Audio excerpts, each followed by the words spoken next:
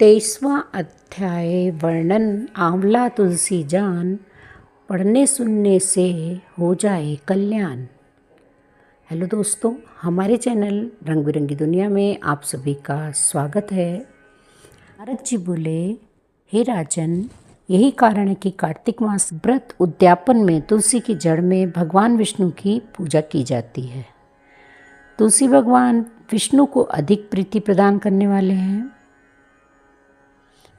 अधिक प्रीति प्रदान करने वाली मानी गई है। राजन, जिसके घर में तुलसी वन है वह घर तीर्थ स्वरूप है। वहाँ यमराज के दूत भी नहीं आते। तुलसी का पौधा सदैव सभी पापों का नाश करने वाला होता है और अभीष्ट कामनाओं को देने वाला होता है। जो श्रेष्ठ मनुष्य तुलसी का पौधा लगाते हैं वे यमराज को नहीं देखते। नर्मदा का दर्शन, गंगा का स्नान और तुलसी वन का संसर्ग, ये तीनों एक समान कहे गए हैं। जो तुलसी की मंजरी से संयुक्त होकर प्राण त्यागता है वह सैकड़ों पापों से युक्त ही क्यों न हो तो भी यमराज उसकी ओर देख नहीं पाते। तुलसी को छूने से कामिक, वाचिक, मानसिक आदि सभी पाप नष्ट हो जाते हैं।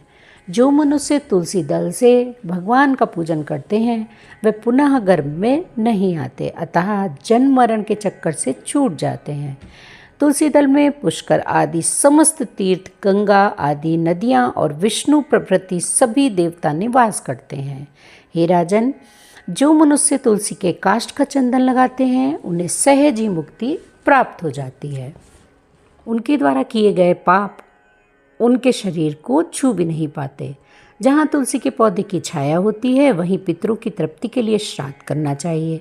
जिसके मुख में, कान में, मस्तक पर तुलसी का पत्ता दिखाई देता है उसके ऊपर यमराज भी दृष्टि नहीं डालते हैं। दूतों की तो क्या बात है। जो प्रतिदिन आदरपूर्वक तुलसी की महिमा सुनता है वह सब पापों से मुक्त हो ब्रह्मलोक को जाता है। इसी प्रकार आंवले का महान वृक्ष सभी पापों का नाश करने वाला होता है।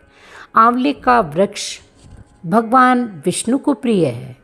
इसके स्मरण मात्र से ही मनुष्य गोदान का फल प्राप्त करता है। जो मनुष्य कार्तिक में आंवले के वन में भगवान विष्णु की पूजा तथा आंवले की छाया में भोजन करता है उसके भी सब पाप नष्ट हो जाते हैं। आंवले की छाया में मनुष्य जो भी पुण्य करता है वह कोटि गुना हो जाता है।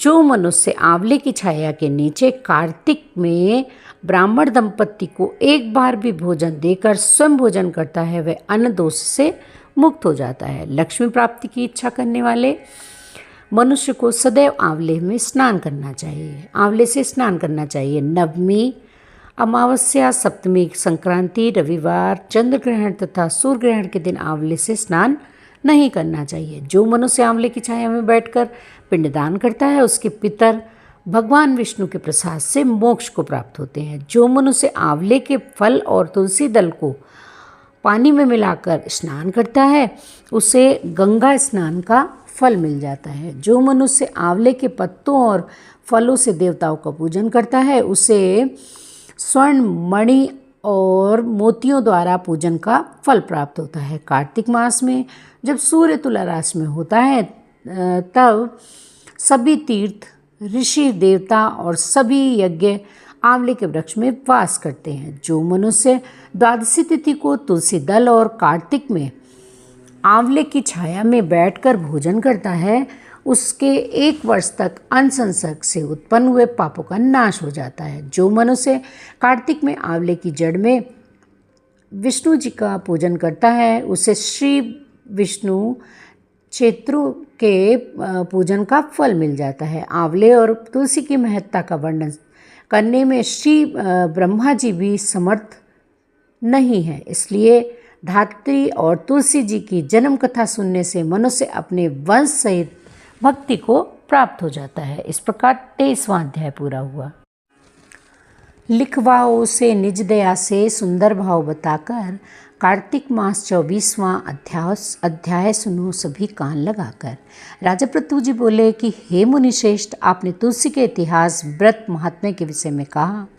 अब आप कृपा करके मुझे ये बताइए कि कार्तिक मास में क्या और देवताओं का पूजन होता है, ये भी आप मुझे विस्तार पूर्वक बताइए। नारद जी बोले, पूर्व काल की बात है, सह पर्वत पर करवीकर में धर्मदत्त नामक विख्यात कोई धर्मज्ञ ब्राह्मण रहते थे। एक दिन कार्तिक मास में भगवान विष्णु के समीप जागरण करने के लिए वे भगवान के मंदिर की ओर चले। उस समय एक पहर रात बाकी थी। भगवान के पूजन की सामग्री साथ लिए हुए ब्राह्मण ने मार्ग में देखा कि एक भयंकर राक्षसी आ रही है। उसका शरीर नंगा और मांस रहित था। उसके बड़े बड़े दांत, लपकती हुई जीभ और लाल नेत्र देखकर ब्राह्मण भय से थर्रा उठे। उनका सारा शरीर कांपने लगा। उन्होंने साहस करके पूजा की सामग्री तथा जल से ही उस राक्षसी के ऊपर प्रहार किया। उन्होंने हरि नाम का स्मरण करके तुलसी दल मिश्रित जल से उसको मारा था, इसलिए उसका सारा पातक नष्ट हो गया। अब उसे अपने पूर्व जन्म के कर्मों के परिणाम स्वरूप हुई दुर्दशा का स्मरण हो गया। उसने ब्राह्मण को दंडवत प्रणाम करके इस प्रकार कहा कि ब्राह्मण, मैं पूर्व जन्म के कर्मों के फल से इस दशा को पहुंची हूँ। अब मुझे किस प्रकार उत्तम गति प्राप्त होगी। धर्मदत्त ने उसे इस प्रकार प्रणाम करते हुए देखकर आश्चर्यचकित होते हुए पूछा, किस कर्म के फल से तुम इस दशा को पहुंची हो? कहाँ की रहने वाली हो? तुम्हारा क्या नाम है और आचार व्यवहार कैसा है? ये सारी बातें मुझे बताओ। उस राक्षसी का नाम कलहा था। कलहा बोली, ब्राह्मण, मेरे पूर्व जन्म की बात है। सौराष्ट्र नगर में भिक्षु नामक एक ब्राह्मण रहते थे। मैं उनकी पत्नी थी। मेरा नाम कलहा है और मैं बड़े क्रूर स्वभाव की स्त्री थी। मैंने वचन से भी कभी अपने पति का भला नहीं किया, उन्हें कभी मीठा भोजन नहीं परोसा, सदा अपने स्वामी को धोखा देती रही। मुझे कलह विशेष प्रिय था, इसलिए मेरे पति का मन मुझसे सदा उद्विग्न रहा करता था। अंततोगत्वा उन्होंने दूसरी स्त्री से विवाह करने का निश्चय कर लिया। तब मैंने विष खाकर अपने प्राण त्याग दिए। फिर यमदूत के दूत आए और मुझे बांधकर पीटते हुए यमलोक में ले गए। वहाँ यमराज ने मुझे देखकर चित्रगुप्त से पूछा, चित्रगुप्त, देखो तो सही, इसने कैसा कर्म किया है। जैसा इसका कर्म हो उसके अनुसार शुभ या अशुभ प्राप्त करे। चित्रगुप्त ने कहा, इसका किया हुआ कोई भी शुभ कर्म नहीं है। ये स्वयं मिठाइयाँ उड़ाती थी और अपने स्वामी को उसमें से कुछ भी नहीं देती थी। इसने सदा अपने स्वामी से द्वेष किया है, इसलिए यह चमगादुरी होकर रहे तथा सदा कलह में ही इसकी प्रवृत्ति रही है। इसलिए वह विष्टाभोजी सूकरी की योनि में रहे। जिस बर्तन में भोजन बनाया जाता है उसी में ये सदा अकेली खाया करती थी।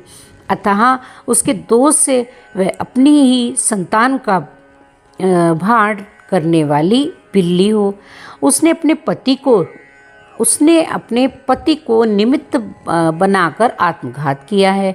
इसलिए अत्यंत निंदनीय स्त्री प्रेत के शरीर में भी कुछ काल तक अकेली ही रहे। इसे यमदूतों द्वारा निर्जल प्रदेश में भेज देना चाहिए। यहाँ दीर्घ काल तक ये प्रेत के शरीर में निवास करे। इसके बाद ये पापनी शेष 3 योनियों का भी उपभोग करेगी। कलहा ने कहा कि विप्रवर, मैं वही पापनी कलहा हूँ। इस प्रेत शरीर में आए मुझे 500 वर्ष बीत चुके हैं। मैं सदैव भूख प्यास से पीड़ित रहा करती थी। एक बनिया के शरीर में प्रवेश करके मैं इस दक्षिण देश में कृष्णा और वेणी के संगम तक आई हूँ। जो ही संगम तट पर पहुँची त्यों ही भगवान विष्णु और शिव के पार्षदों ने मुझे बलपूर्वक बनिए के शरीर से दूर भगा दिया। तब से मैं भूख का कष्ट सहन करती हुई इधर उधर घूम रही हूँ। इतने में ही आपके ऊपर मेरी दृष्टि पड़ गई। आपके हाथ से तुलसी मिश्रित जल का संसर्ग पाकर मेरे सब पाप नष्ट हो गए। द्विश्रेष्ठ, अब आप ही कोई उपाय कीजिए। बताइए, मेरे शरीर से और भविष्य में होने वाली भयंकर 3 योनियों से किस प्रकार मुक्त हो जाऊंगी। कलह का यह वचन सुनकर धर्मदत्त उसके पिछले कर्मों और वर्तमान अवस्था को देखकर बहुत दुखी हुए। फिर उसने बहुत सोच विचार करके कहा कि धर्मदत्त जी के कथन की कथा 25वें अध्याय में। Sorry, it's DJ.